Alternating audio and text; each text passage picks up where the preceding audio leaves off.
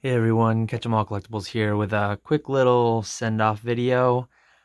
I'm recording this on December 30th, 2021. PSA just recently opened the $100 submission tier for the public. And I also won 5 of the lottery slots for the $50 per card that was a week or so ago. I don't know if I'm going to show this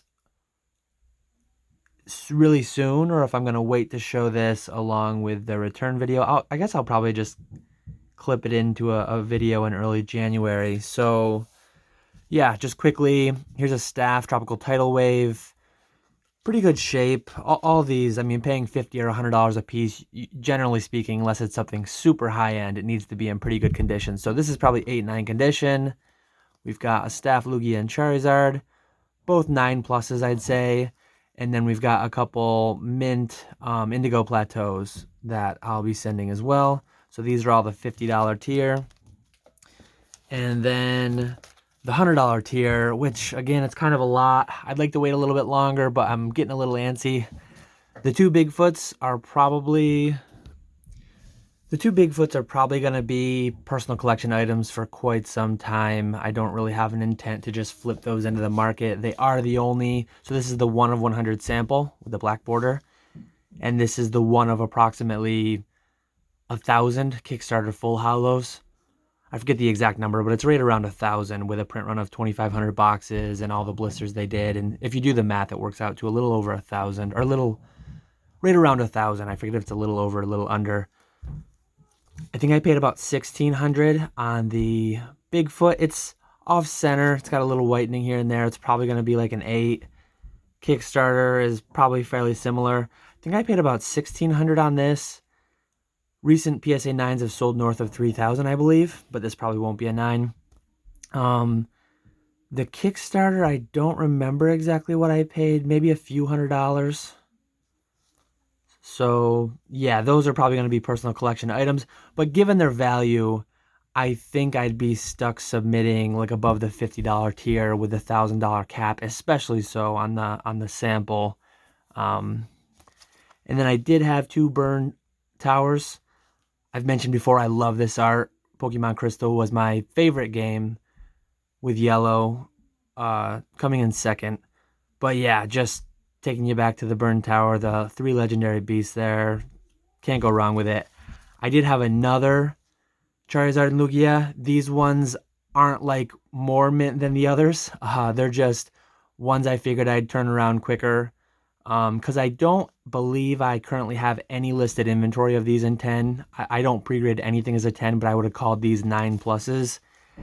And then the Grand Parties.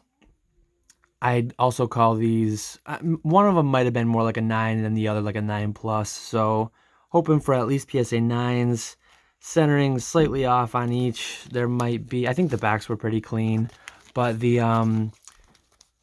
burn towers were exceptionally clean. If you look at the pop report on those, there's a high proportion of those cards getting 10. They're just really, really clean, new back Japanese promo cards, which generally do well. So yeah, 8 at the $100 tier, 5 at the $50 tier. PSA's promising or stating that they intend to get these back within 3 months. So 3 months, hopefully that actually happens. They know what their capacity is. They know how many cards they allowed through at the $50 tier, because that was kind of a lottery thing. But the $100 tier, they trialed it for a few weeks through middlemen only. So they must have like gauged demand off of that, and then they must be fairly confident that the demand won't overwhelm their 20% allotment of capacity on new submissions, because they've claimed that they're going to stay committed to 80% of their workforce, 80% of their capacity. Ooh, sorry for the glare there. 80% of the capacity servicing the backlog. So fortunately, I don't have a great spot to put this all without the glare. Let's get Charmander to pick these up a little bit. But yeah, so that's what I've got. I wanted to record this video because I'm actually taking these to the post office in like 10 minutes. Another little bit of commentary I guess I can include in the same video. And why don't we let's make this a PSA Sendoff and a CGC Farewell / return video. I think I will have one or two more CGC returns down the line. But one thing I mentioned in our podcast, I am very likely done grading with CGC. If not forever, then at least for 90-something% of the cards. And the reason I say that is because, generally speaking, what I've been finding, it's not just that CGC 9s sell cheaper than PSA 9s. They do to some extent, which is fine. It's not as old of a service, not as much market awareness or appreciation, anything like that yet, because it's so much newer, a year and a half compared to going on 30 years, I think, for PSA, 20 years in Pokemon. But so many of my would-be PSA 10s end up as CGC 9s and 9.5s. It's just not... When you look at the same grade, it's bad enough that... It's actually, I wouldn't say it's bad enough. It's reasonable that a CGC 9 is going to get less than a PSA 9 for the reasons I stated. But, and that's fair. At first I thought those were all 9.5s and somehow that was a 9, but the service is an 8.5. That caught me off guard.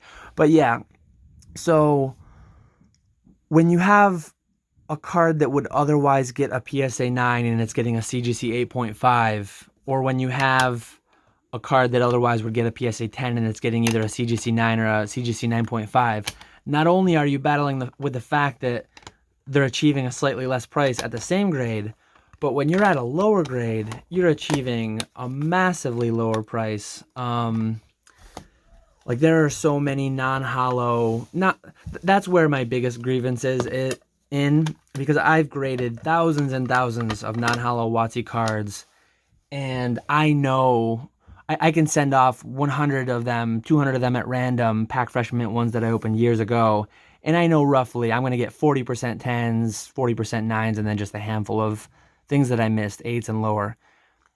I'm not getting any 9.5s even, hardly.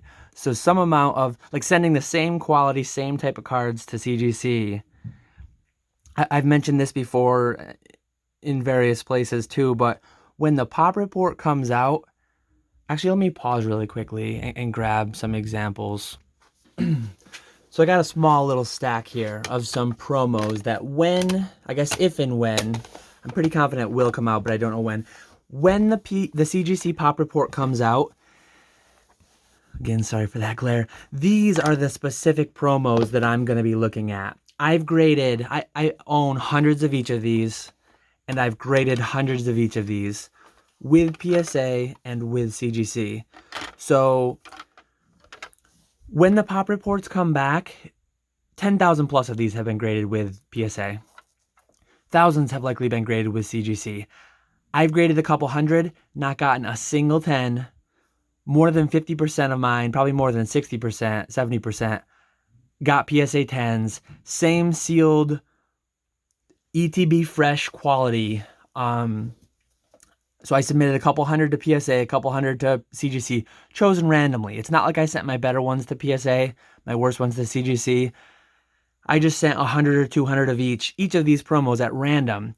And when we look at the pop reports and kind of overlay the grade distribution, when 50, 60, 70% of the cards are getting PSA 10 and 2% of the cards are getting CGC 10, and not only that, but I speculate that the CGC 9.5 plus CGC 10 population will be less than the PSA 10 population alone. And what that means is some amount of the PSA 10s that would be 10s at PSA otherwise that go to CGC end up as 9s. And that means, like, again, especially so, I guess, I didn't bring any PSA 9s, but I don't get just 10s with these, but especially when you have a PSA 9 and you're comparing it to a CGC 8 or 8.5, just the price difference is massive. It's so much more than the fact that grade for grade they're not achieving the same premium. It's much more that card for card, they're achieving different grades. That's really the killer there. So yeah, when the pop report comes out, I'm definitely going to do kind of like an exploration on these cards in particular and just superimpose one pop report on the other. And where you see gem rates on PSA 10 at PSA of 50+%, you're going to see CGC 9.5 gem rates of much lower than that, which again just points towards PSA 10 quality cards getting CGC 9 grades. PSA is still grading for so expensive. It's not like these cards are. I'm still better off selling these as CGC 9s than cracking them, regrading them with PSA, and trying to sell them as PSA 9s or PSA 10s. It's not that drastic with these cards, but these cards will kind of be the indicator because we know how modern they are. We know they're all pack fresh, generally speaking, and the quality sent to CGC versus the quality sent to PSA and the quantity are really going to be a lot more comparable. So yeah, there's my little Hidden Fates Gold Star CGC return. Likely one of the last CGC returns you'll see. PSA is slowly opening up lower tiers, these $50 per card. That's the cheapest you've been able to send a card since April. They close at the end of March with that tidal wave of submissions, and they've really upped their capacity a lot. I'm hopeful that by the end of 2022, maybe we'll see the start of sub $50. Like right now, they're doing $50 lottery only and $100 wide open. I think mid to late, probably mid 2022, they might be able to get 50 open like permanently to the public. And then I think by the end of 2022, they'll be trialing, maybe even earlier than that on a very limited basis. But like, I'd be shocked if we see 25, but I'm hopeful we might see like 30. So $30 a card on a very limited lottery type basis. I guess if I want to give like a really aggressive prediction, $25 per card open to the public would be like mind-blowing. I'd be shocked if they could get that far. But 10, I don't see 10 at all within 2022. My most aggressive estimation would be $25 a card open to the public. The most likely estimation would be $50 a card, maybe even 30 or 40 open to the public, and then a lottery basis of potentially 20, more likely 25 or 30. Intermittently being offered to the PSA club members. So yeah, that's my scattered thoughts. We got a PSA submission, we've got a CGC return, and then we've also got a discussion on why I'm discontinuing submitting to CGC. They grade too hard, and the prices just aren't there because of it.